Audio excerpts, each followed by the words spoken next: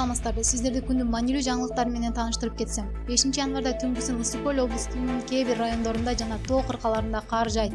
Калган аймактарда жаан-чачын болбойт. Күндүзү Чүй, Ош, Жалал Абад, Баткен облустарынын кээ бир райондорунда туман түшүшү мүмкүн. Батыш тараптан келген шамалдын ылдамдыгы секундасына 4-9 метрге чейин жетет. Жаңылыктардын кыскача тизмеси. Москвада кыргызстандык жигит бычакталды. Ош-Бишкек жолунда жеңил унаа өрттөнүп кетти. Ушул жана башка кабарлар менен кененирээк тааныштырсам. Москва шаарында кыргызстандык такси кызматында иштеген жигит бычактан жаракат алып каза болду.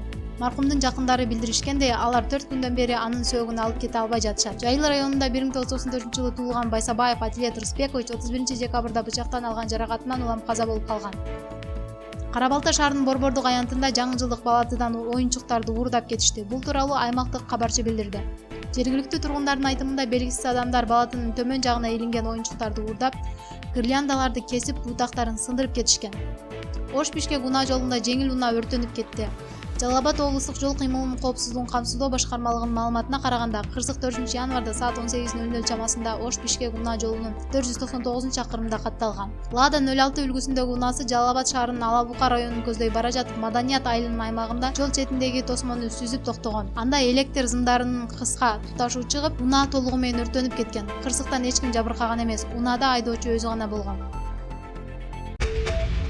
Баткен шаарында аялын өлтүрө сабоого шектүү делип жергиликтүү тургун кармалды. Бул маалыматты облустук милициядан тастыкташты.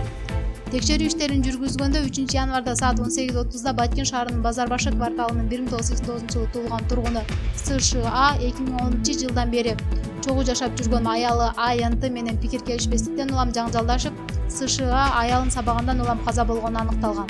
Аталган факт кылмыштардын жана жоруктардын бирдиктүү реестрине Жаза кодексинин 130-беренесинин 1-бөлүгү менен каттууга алынып, сотко чейинки өндүрүш иши башталган. Маркумдун жолдошу США кылмышка тиешеси бар экени аныкталып, шектүү катары кармалды. Жубайлардын 3 баласы бар экени такталган. Маалымат булагы турмуш кечи.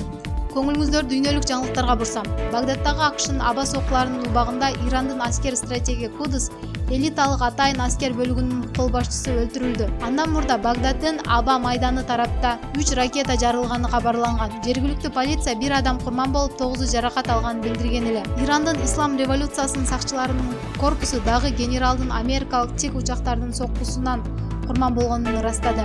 Генералдын өлүмү жөнүндө кабар чыккандан кийин президент Дональд Трамп өзүнүн Твиттердеги баракчасына америкалык жерлектин сүрөтүн койду.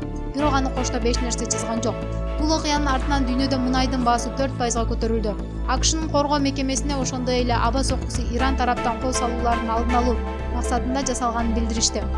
АКШ бүт дүйнөдө биздин адамдарды жана биздин кызыкчылыкты коргоо үчүн бардык зарыл чараларды көрөт деп айтылат Пентагондун билдирүүсүндө. Маалымат булагы BBC.